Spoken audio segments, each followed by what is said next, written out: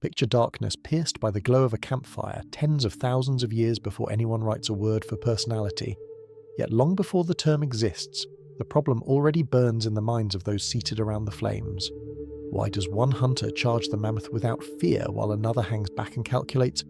Why does one storyteller embellish and exaggerate while another recites carefully from memory? Why does one child wander and explore while another clings to the safety of the group? And as embers lift into the night sky like errant thoughts, tiny experiments in social perception begin, because survival itself depends on predicting how each person will act when hunger, danger, or opportunity appears. Over time, these wordless intuitions about temperament harden into stories and myths, and the earliest civilizations, etching symbols into clay, start giving those differences names. In ancient Mesopotamia, scribes preserving omen texts link individual quirks to cosmic patterns, so a person's stubbornness, generosity, or volatility can be read from the alignment of stars and the omens of sheep livers, making personality less a private mystery and more a public. In the Indus-Ganges plain, Vedic ritualists chant hymns that personify cosmic forces as deities with vivid temperaments, and as the centuries pass, Indian physicians of the Ayurvedic tradition begin to map those temperaments onto human bodies through the doctrine of the three doshas, vata, pitta, kapha, each blend of wind, bile, and phlegm believed to generate not only a pattern of physical complaints, but also characteristic mental styles, such as restless creativity, fiery ambition, or calm sluggishness. So a healer diagnosing a patient also, in effect, sketches a personality profile. Charaka and Sushruta, compiling their classical medical treatises, describe certain patients as naturally fearless, others as naturally anxious, some as inclined to anger, others to contentment, and they argue that treatments, diets, and daily routines must be individualized, because a regimen that calms the pitta-dominant, sharp-minded politician might exhaust the vata-dominant, imaginative poet, which means by the first millennium BCE, a systematic link between bodily constitution and enduring mental tendencies is firmly in place in South Asia. Far to the east, under the early Zhou in China, the Book of Odes and later the Analects of Confucius begin to trace another dimension of personality, one less medical and more ethical, describing the Junzi, the exemplary person, not merely as someone who follows rules, but as someone whose inner disposition has been cultivated into steady benevolence, measured speech, and ritual propriety, thereby assuming that traits like impulsiveness or humility can be trained, pruned, and refined across a life rather than fixed at birth.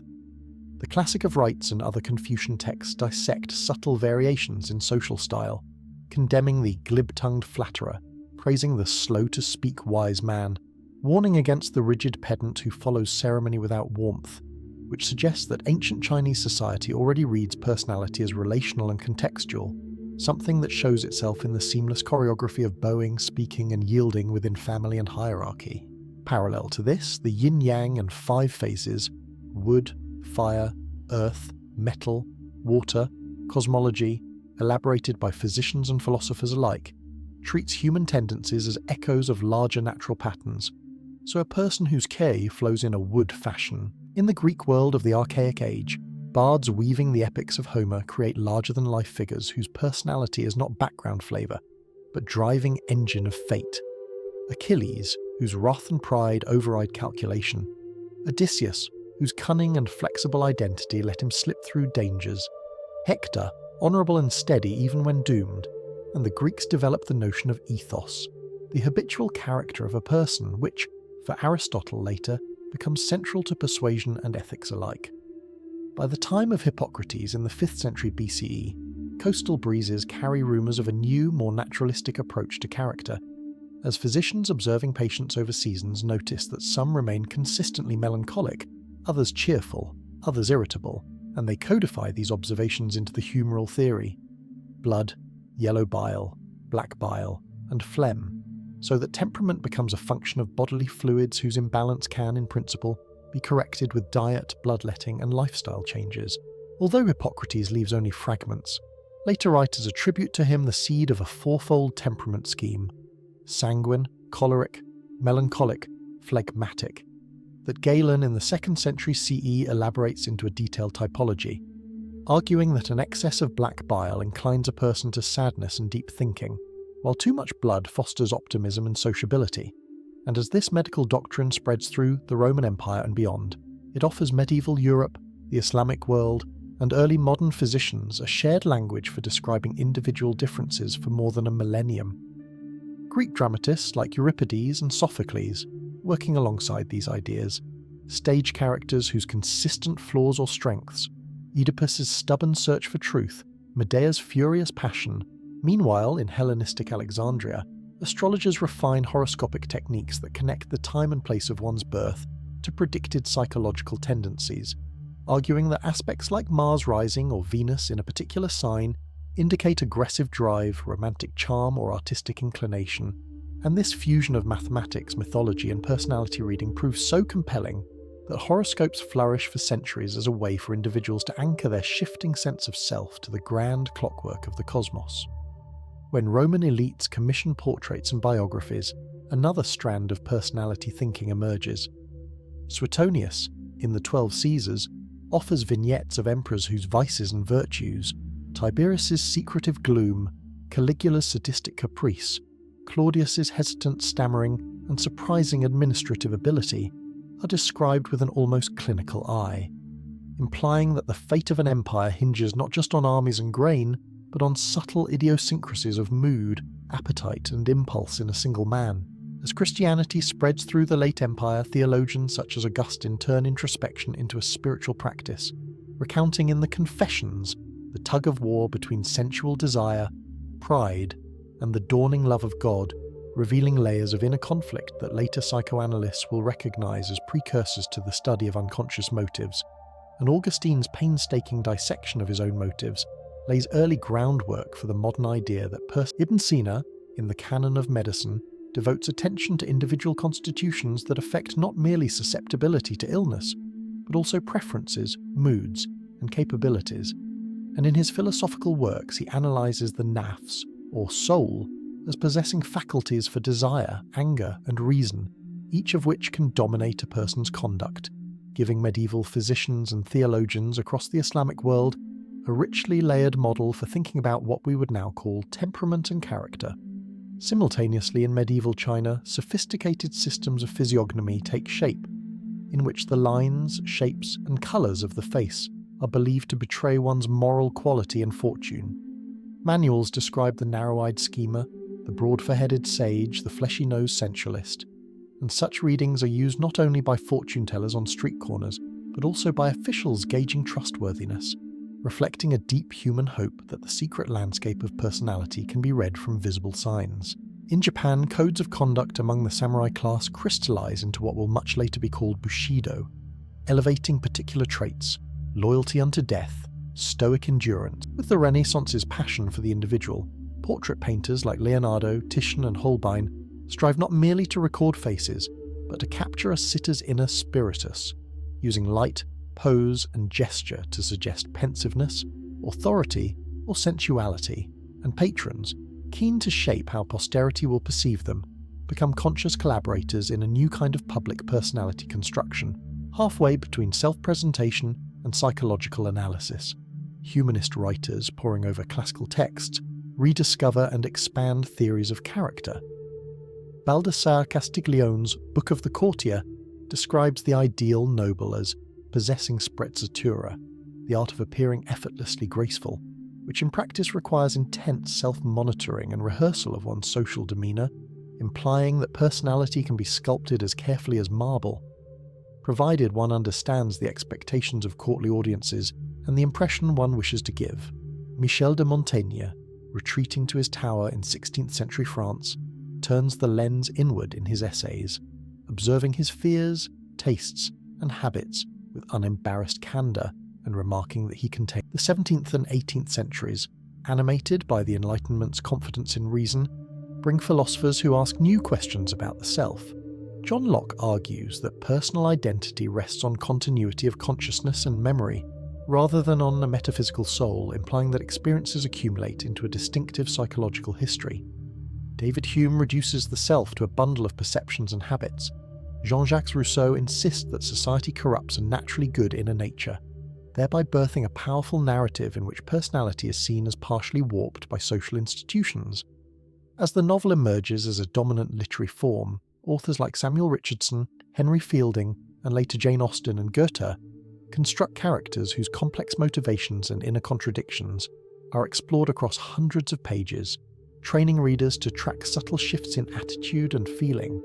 And this long, imaginative engagement with fictional minds serves as a cultural laboratory for exploring what kinds of personalities exist, how they change, and how they collide. Johann Caspar Lavater, a Swiss pastor in the late 18th century, revives physiognomy with an eval. In the early 19th century, Viennese physician Franz Joseph Gall introduces phrenology, claiming that mental faculties such as benevolence, combativeness, acquisitiveness, and hope are localized in distinct organs of the brain whose development can be inferred by palpating skull bumps, and as his followers set up phrenological parlours in London, Boston, and beyond, ordinary people pay to have their heads read, receiving printed charts that purport to quantify their strengths and weaknesses. Railway companies, factories, and even churches sometimes consult phrenologists to assess job applicants or marriage prospects, and although academics largely criticise phrenology as speculative, its appeal rests in the promise that personality can be measured, mapped, and improved through targeted exercises, a promise that anticipates the later enthusiasm for personality inventories and self-help regimens.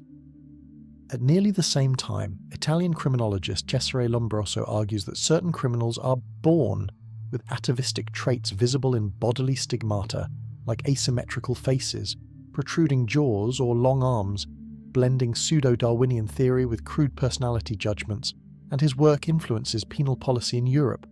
cementing a harmful linkage between supposed inherent character defects.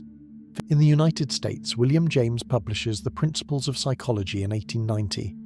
offering one of the earliest sophisticated discussions of temperament. He describes some people as once born, naturally optimistic and straightforward, others as twice born, temperamentally melancholic and prone to crisis, and he emphasizes the habit as a key building block of character, asserting that by altering habits one may redirect the course of one's personality within limits set by basic disposition. As the 20th century dawns, Sigmund Freud in Vienna develops psychoanalysis, proposing that personality is shaped by conflicts between id, ego, and superego, and that adult traits, such as excessive orderliness, flamboyant sexuality, or chronic indecision, often bear the imprint of early childhood experiences, especially how parents manage the child's instincts and anxieties, a developmental vision that breaks sharply with older medical temperaments tied simply to bodily fluids. Freud's case studies portray individuals whose phobias, compulsions, and character armour reflect compromises between unconscious drives and social prohibitions, and his followers' elaborate typologies like the anal military faces the challenge of efficiently sorting vast numbers of recruits, prompting psychologist Robert Woodworth to design the personal data sheet, an early questionnaire aimed at detecting susceptibility to shell shock by asking about nervousness, fears, and symptoms, which becomes an ancestor of modern self-report personality inventories. The interwar years see the rise of projective tests as clinicians search for ways to tap unconscious aspects of personality. Hermann Rorschach develops his inkblot test, assuming that ambiguous stimuli will elicit projections of the subject's inner world, while Henry Murray at Harvard creates the thematic apperception test, presenting evocative pictures and asking subjects to tell stories that, he believes, reveal underlying needs, conflicts, and interpersonal patterns. Murray's Explorations in Personality, published in 1938, proposes that human behaviour reflects the interplay between needs, such as achievement, affiliation, dominance, and environmental presses, and his detailed case studies of individuals like Harvard undergraduates X and Y attempt to weave biographical narrative with systematic trait analysis, foreshadowing later narrative identity. Office of Strategic Services, precursor to the CIA, assembles panels of psychologists to evaluate candidates for espionage roles, subjecting them to group problem-solving tasks, stress interviews, and simulations,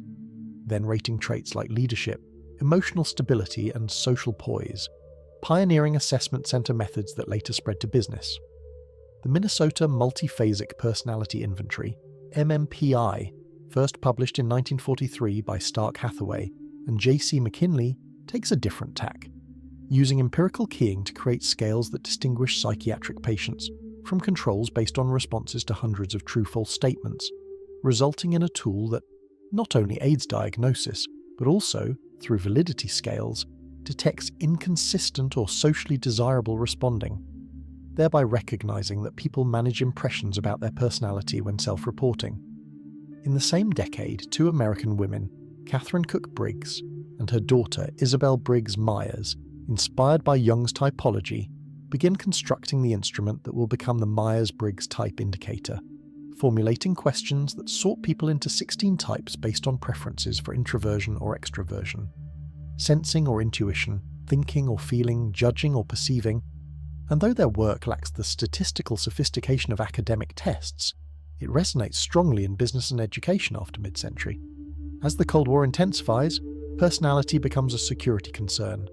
Fears of communist infiltration lead organizations to screen for traits associated with loyalty, honesty, and emotional stability, while social psychologists such as Theodore Adorno developed the F-scale to measure authoritarian tendencies, linking certain personality patterns, rigidity, submission to authority, aggression toward outgroups, to susceptibility to fascist ideology, thereby tying macropolitical events to micropsychological predispositions. Yet at the same time, a crisis brews within academic personality psychology. In 1968, Walter Mischel publishes Personality and Assessment, reviewing studies that show behavior often varies dramatically across situations, and that cross-situational consistency is lower than trait theorists had claimed, leading him to argue that traits may be less predictive than previously thought, and this person-situation debate forces researchers to refine both conceptualizations and measurement of personality. Some, like Seymour Epstein and later Dan Funder, respond that while single acts are noisy, throughout the 1960s and 1970s, multiple research teams, many working independently, converge on a 5-factor structure underlying personality traits. Although Ernest Tupes and Raymond Crystal identify this pattern in Air Force data as early as the 1960s, their work remains obscure until later, and in the 1980s, Paul Costa and Robert McCrae popularized the Big Five model: openness, conscientiousness, extroversion, agreeableness, neuroticism, as a comprehensive framework backed by extensive factor analytic evidence.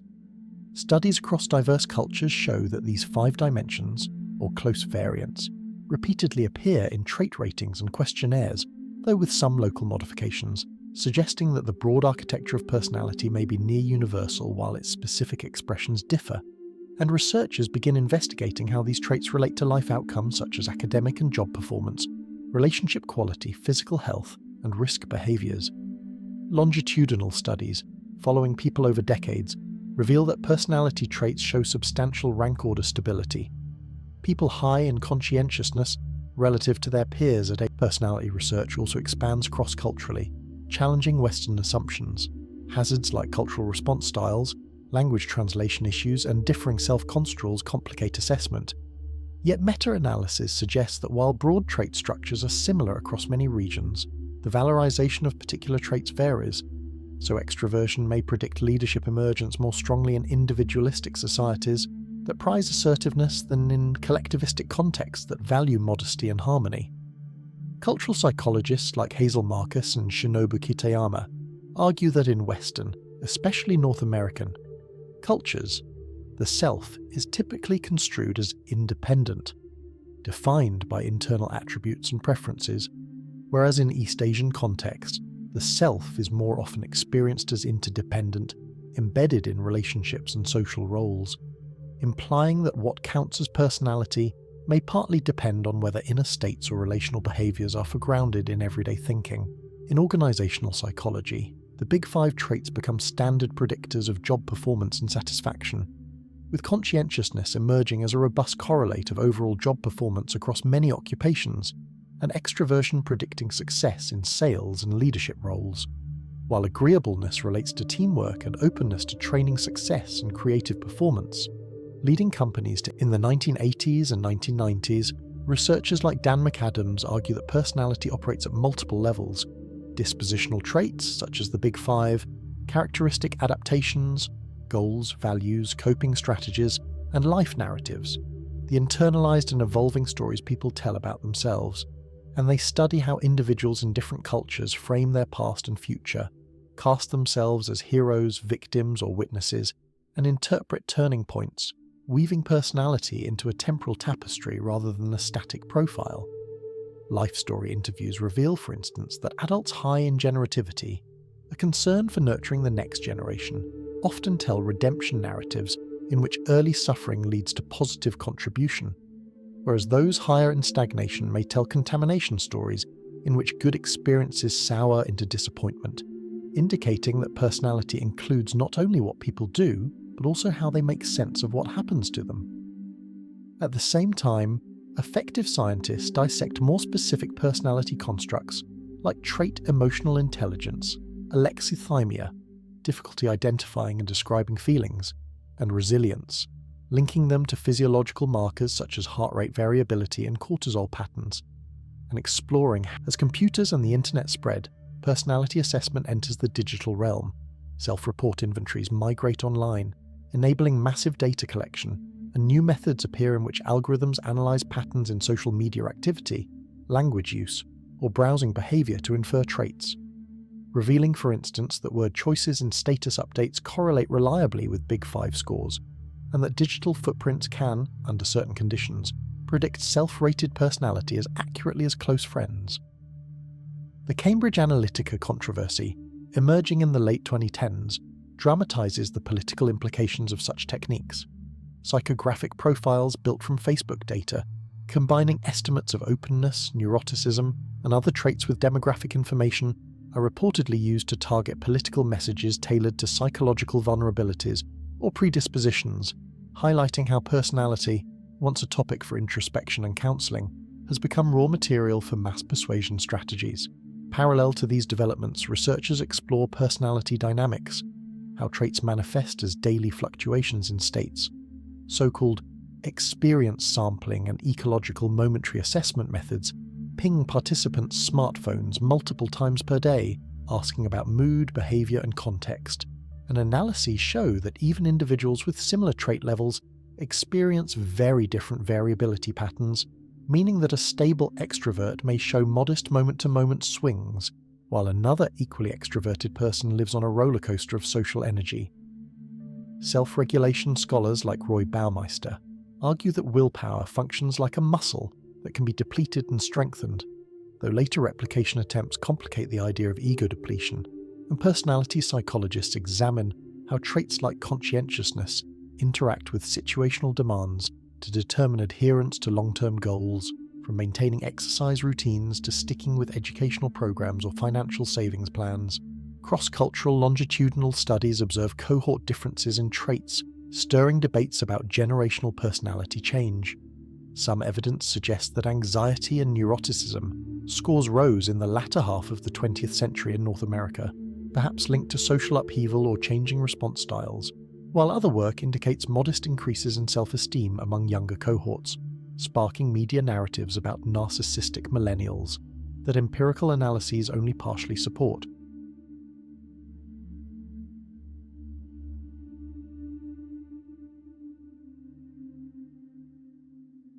Narcissism itself, dissected into grandiose and vulnerable forms, attracts substantial research. Instruments like the Narcissistic Personality Inventory and the Pathological Narcissism Inventory differentiate bold, exhibitionistic narcissists who boast and seek admiration from fragile ones, who oscillate between superiority fantasies and deep shame, and neuroscientific studies show distinct patterns of self-referential processing and empathy-related brain activation in high scorers, blending clinical insights with biological detail. Meanwhile, temperament research in developmental psychology tracks how early emerging behavioral styles forecast later personality. Jerome Kagan's studies of inhibited and uninhibited infants show that some babies react to novelty with elevated heart rate and motor tension, and many of these high-reactive infants grow into shy, cautious children and adults, though supportive parenting and social experiences can shift outcomes, illustrating the complex dance between early predisposition and environmental shaping. Mary Rothbart and colleagues define temperament dimensions such as negative affectivity, surgency, extroversion, and effortful control, and longitudinal work demonstrates that high early effortful control predicts later conscientiousness and fewer behavioural problems. The late 20th and early 21st centuries see an explosion of interest in the so-called dark triad of personality: narcissism, Machiavellianism, and psychopathy, as researchers explore how these socially aversive traits operate in everyday settings, from workplaces to romantic relationships, finding that individuals high on these dimensions often engage in exploitative tactics, short-term mating strategies, and manipulative leadership, yet may thrive in certain competitive low-empathy environments. Ecological and evolutionary perspectives emerge, asking why variation in traits persists rather than being winnowed by natural selection. One line of work suggests that frequency-dependent selection may favour different strategies at different times, so a population dominated by cooperative, trusting individuals provides niches in which more exploitative, low agreeableness personalities can gain short-term advantage, while environments full of exploiters render high trust and prosociality again advantageous, maintaining diversity. Studies of non-human animals, from bold and shy pumpkin seed sunfish to proactive and reactive rats, from aggressive or docile dogs to innovative or conservative birds, reveal that consistent individual differences in behaviour appear across species, and researchers adopt the term animal personality to describe stable behavioural syndromes, indicating that personality is not uniquely human, but a widespread phenomenon shaped by ecological pressures. Within organisations, leadership researchers investigate traits associated with effective versus destructive leaders. Meta-analyses find that extroversion, openness, and conscientiousness generally predict positive leadership outcomes, while high narcissism and low agreeableness increase risk of abusive supervision. Yet modest narcissism sometimes correlates with charismatic emergence, leading to nuanced discussions about trade-offs between confidence and empathy in those who hold power. As positive psychology gains traction, attention shifts to strengths and virtues. Initiatives like the VE, values in action, classification identify character strengths such as curiosity, perseverance, kindness, and gratitude, and researchers examine how these traits relate to well-being, engagement, and meaning in life, complementing the earlier focus on pathology and aversive traits with a more balanced portrait of human potential. Simultaneously, debates around free will and responsibility intersect with personality science. As evidence accumulates for genetic and neurobiological underpinnings of traits, philosophers and legal scholars grapple with how much blame or credit individuals deserve for behaviours strongly influenced by impulsivity, fearfulness, or chronic mistrust. And some propose that a sophisticated understanding of advances in network analysis introduce new conceptualizations in which traits are not latent causes but emergent patterns of interconnected thoughts, feelings, and behaviours. In these models, neuroticism might reflect a densely connected cluster of worry, insomnia, social sensitivity, and rumination that perpetuate each other, and interventions could aim to weaken central nodes rather than treating the trait as a monolithic entity, offering fresh routes to personalized treatment. Digital life continues to reshape how personality operates, as constant connectivity blurs boundaries between public and private self, enabling individuals to curate online personas that may or may not align with offline behavior.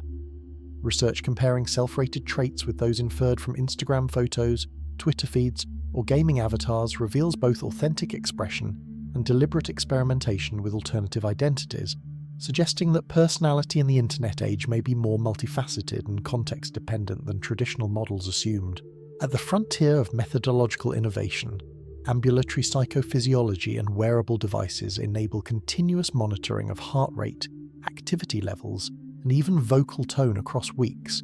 and when combined with momentary self-reports, these data streams allow researchers to link stable personality different. Epigenetic research adds further nuance, demonstrating that early life experiences, exposure to nurturing care or chronic stress, malnutrition or enrichment,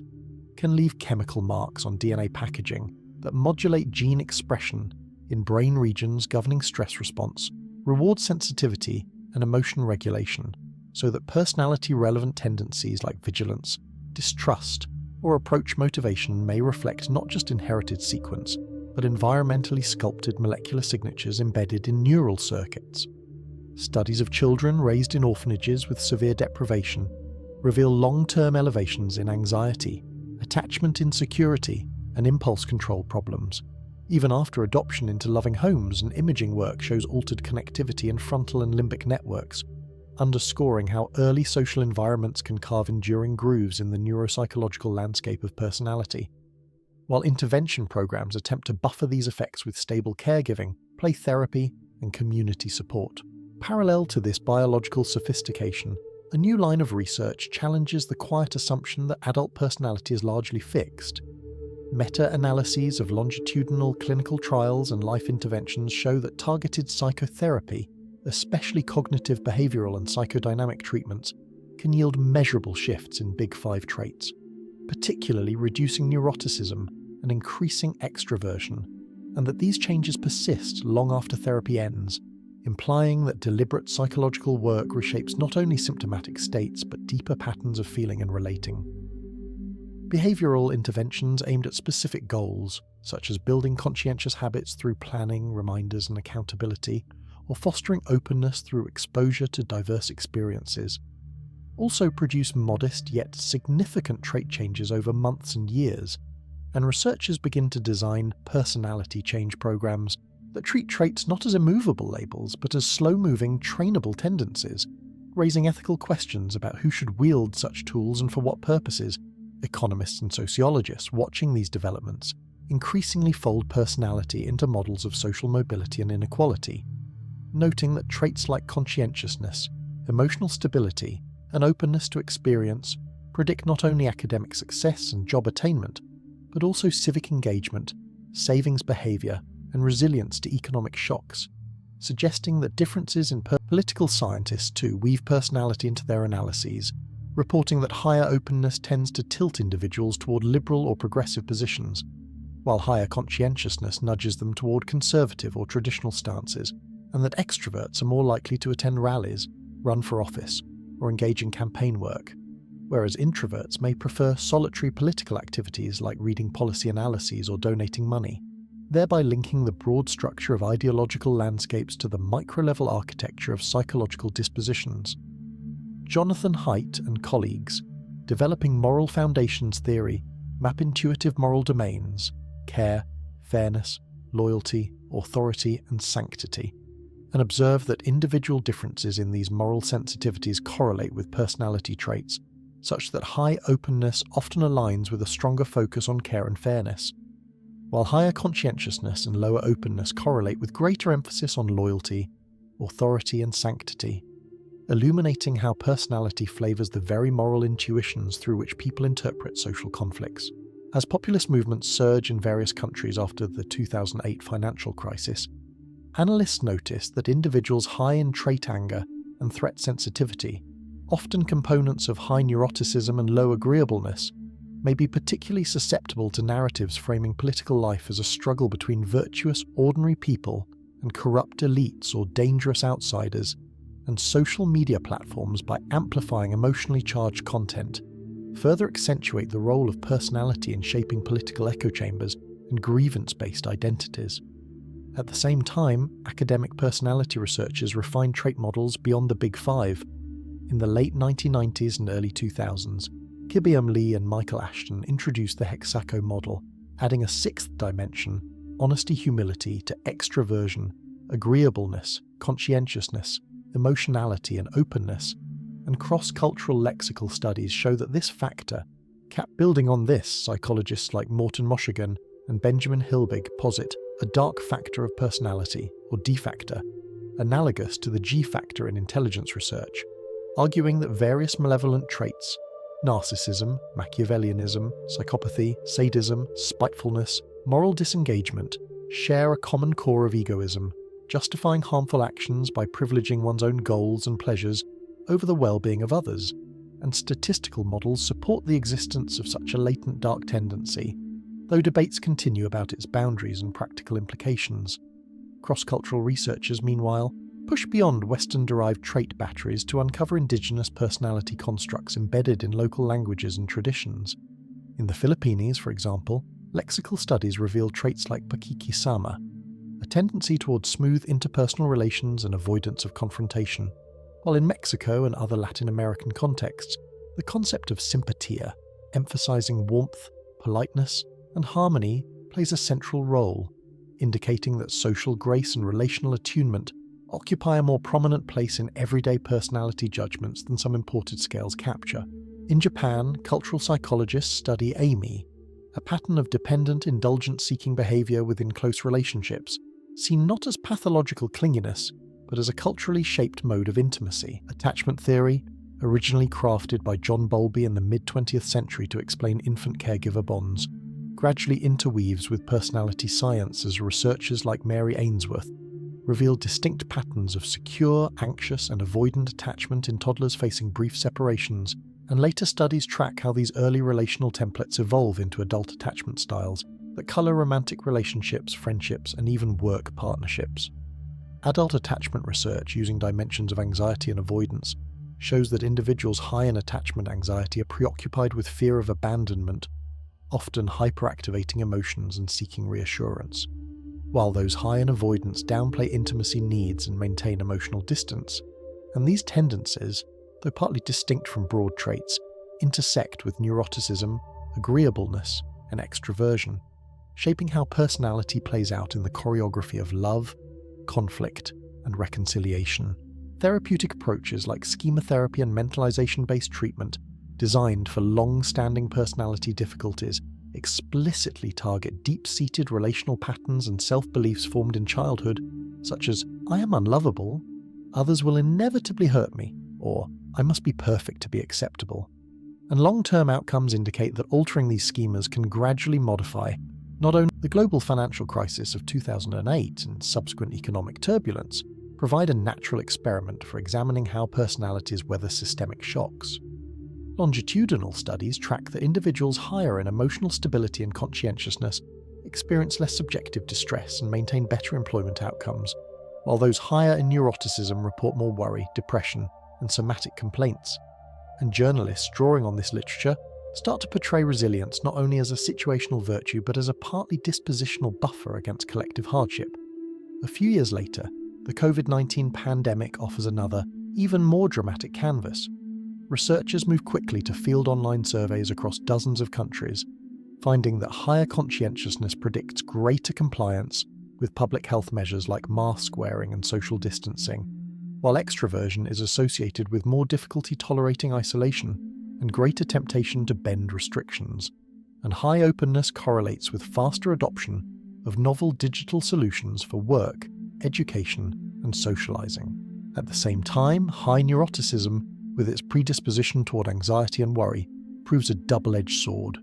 On the one hand, it motivates some individuals to take the virus seriously and adhere strictly to precautions. On the other, it drives heightened emotional distress, sleep problems, and rumination about worst-case scenarios, leading to increased demand for mental health services and digital counseling, thus illustrating yet again that personality traits confer both vulnerabilities and adaptive advantages depending on environmental context. The replication crisis in psychology, ignited by failures to reproduce many classic findings in social and cognitive experiments,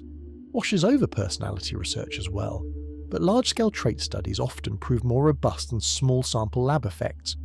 partly because they rely on massive datasets, transparent statistical procedures, and decades of converging evidence, yet the movement toward pre-registration, open data, and multi-lab collaborations nonetheless reshapes how personality science operates, emphasizing reliability and cross-cultural generalizability. Sophisticated measurement models now test whether supposedly universal trait structures behave similarly across languages, genders, age groups, and cultural regions, examining measurement invariance to ensure that a high score on extroversion in Brazil means roughly the same psychological reality as a high score in Japan or Nigeria. And when discrepancies appear, they guide refinements of instruments or the addition of culture-specific facets. This methodological maturation coincides with the flourishing of personality neuroscience, in which researchers integrate structural MRI, functional connectivity analyses, and diffusion tensor imaging to trace how variations in cortical thickness, amygdala volume, or white matter integrity relate to traits. Meta-analyses show, for instance, that extroversion correlates modestly with volume and reactivity in reward-related regions like the nucleus accumbens, while neuroticism aligns with stronger responses in threat monitoring circuits, and conscientiousness aligns with features of prefrontal regions implicated in planning and impulse control, grounding centuries-old temperamental descriptors in anatomical substrates. Meanwhile, consumer technology companies quietly turn personality into a commercial asset. Music streaming services, shopping platforms, and dating apps log vast trails of clicks, swipes, skips, and pauses, and data scientists use machine learning to derive behavioral signatures predictive of individual differences, enabling algorithms to tailor recommendations not only to explicit preferences, but also to inferred traits, suggesting mellow playlists to high neuroticism listeners late at night, or novelty-rich offerings to high-openness users seeking stimulation. In digital marketing, personality game designers and AI developers seize on personality models not only for character creation, but also for adaptive systems. Non-player characters in role-playing games are programmed with trait parameters influencing risk-taking, loyalty, and aggression, making virtual worlds feel more alive as villagers panic or rally differently during crises, and conversational agents adopt parameterized personas that shape their style of interaction. More reserved or more effusive, more task-focused or more emotionally responsive, drawing on personality theory to craft believable digital interlocutors. In robotics labs, engineers and psychologists collaborate to imbue social robots with consistent behavioral tendencies, perhaps a friendly hospital companion robot that is reliably patient, optimistic, and gently proactive, or a warehouse robot with a brusque but efficient manner. And user studies show that people quickly attribute human-like personality traits to these machines, forming expectations and emotional bonds, which in turn influence trust, compliance with recommendations, and perceived comfort, raising the question of where responsive design ends and genuine psychological relationship begins. Philosophers of mind step into this arena, probing whether it makes sense to ascribe personality to entities lacking consciousness or inner experience. Some argue that personality, as historically conceived, entails not only observable behavioral regularities but also a subjective perspective, a felt continuity across time, and a capacity for narrative self-understanding, features that current AI systems do not possess, while others contend that for many practical purposes, a stable pattern of responses in social contexts suffices to function as a personality, regardless of what, if anything, happens behind the mask. Parallel to these futuristic discussions, the quieter realities of everyday life remain a central focus for personality science. Studies of romantic compatibility find that while people often search for partners whose personalities match their ideal preferences, actual satisfaction depends less on precise trait congruence and more on broad features like high partner agreeableness and emotional stability, as well as on both members' capacity for constructive communication, forgiveness, and shared meaning-making, suggesting that some traits are almost universally beneficial in intimate bonds.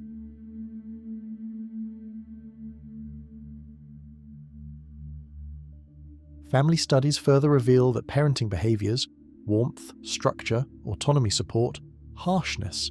interact with children's temperaments, leading to goodness of fit effects where the same parenting style produces different outcomes depending on the child's baseline traits. So a highly reactive child may thrive under calm, consistent guidance, but struggle under frequent punishment, whereas a laid-back child may require more active stimulation to develop initiative, emphasizing that personality does not simply emerge within environments, but co-creates them through transactional processes. In occupational settings, research on person-environment fit builds on this idea at the adult level, showing that individuals who select or are placed into jobs matching their trait profiles, creative, flexible roles for high-openness people, structured, detail-oriented roles for the conscientious, socially intensive roles for extroverts, report higher satisfaction, performance, and well-being, while mismatches foster burnout, conflict, and turnover, making the alignment between personality and institutional culture a key lever in human resource strategy. Macroeconomic analyses use aggregated personality data from millions of respondents to map psychological regions within countries, discovering, for instance, clusters of high openness and low neuroticism in university towns and cosmopolitan coastal cities, or pockets of high conscientiousness and agreeableness in agricultural or religious heartlands, and these psychological geographies correlate with voting patterns, entrepreneurship rates, migration flows, and even crime statistics, hinting that personality composition is a subtle yet pervasive force in shaping collective trajectories. Beyond traits and their distributions, scholars investigate personality states and density distributions, arguing that a person's extraversion, for example, is best understood not as a single static point, but as a characteristic range of social behaviours across situations, with some individuals living in a narrow band of moderate talkativeness and activity, and others oscillating dramatically between solitude and gregariety. In education, interventions designed to foster growth mindsets, the belief that abilities can develop through effort, intersect with personality research. Students high in conscientiousness and emotional stability generally benefit more from such programs, converting optimism about change into sustained practice, while those high in neuroticism may require additional emotional support to avoid interpreting setbacks as confirmation of inadequacy, suggesting that truly inclusive pedagogy must adapt not only to cognitive styles, but also to dispositional vulnerabilities and strengths.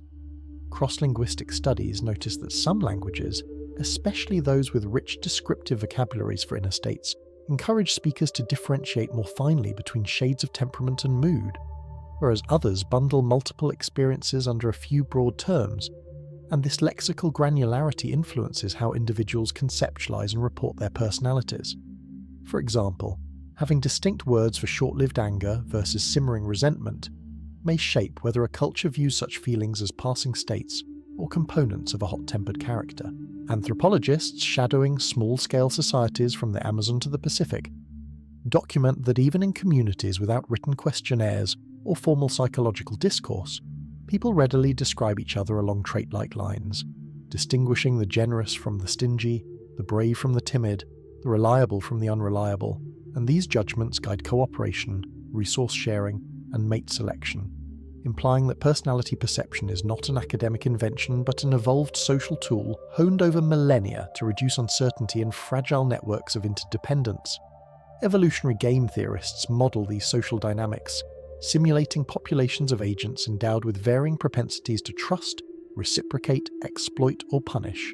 and they find that diverse personality strategies, from unconditional cooperators to conditional reciprocators to selective defectors, can coexist in stable equilibria under certain conditions, particularly when reputation flows freely and group structures shift, providing a mathematical rationale for why no single ideal personality type has driven all others extinct in the grand theatre of human history. Clinical practice, increasingly aware of the interplay between temperament and environment,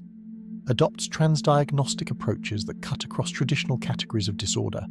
Frameworks like the hierarchical taxonomy of psychopathology, HITOP, position symptoms and traits along continuous dimensions of internalizing, anxiety, depression, externalizing. In gerontology, longitudinal work reveals that personality continues to shape aging trajectories.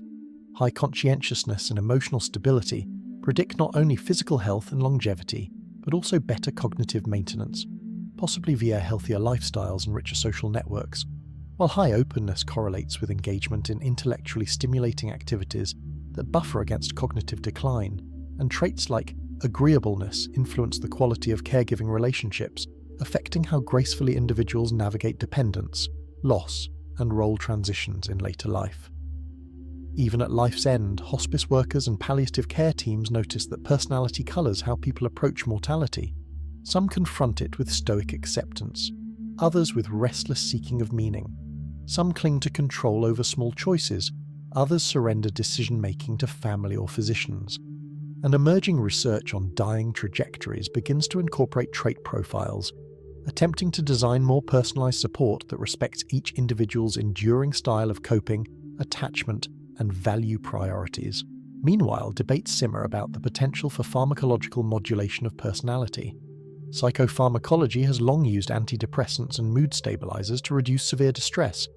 but newer discussions revolve around whether long-term use of certain medications, such as selective serotonin reuptake inhibitors, may nudge facets of neuroticism. At the same time, artists, novelists, and filmmakers continue to enrich our understanding of personality by dramatizing inner complexities that statistics can only hint at.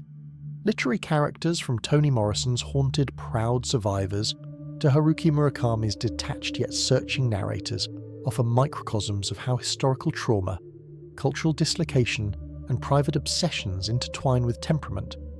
reminding scholars that beyond factor loadings and regression coefficients lies the irreducible singularity of each life world, in which traits are lived, contested, and sometimes transcended. And in countless everyday interactions, parents soothing a sensitive child, friends negotiating a conflict between a blunt truth-teller and a harmony seeker, colleagues deciding who should take on a high-pressure presentation, ancient questions about what makes each of us distinct, predictable yet capable of change, remain very much alive, even as the laboratories, databases, and algorithms that probe those questions grow ever more sophisticated, entwining the long human history of observing character with the swiftly evolving sciences that now quantify, model, and, in carefully limited ways, attempt to reshape the deep patterns we call personality.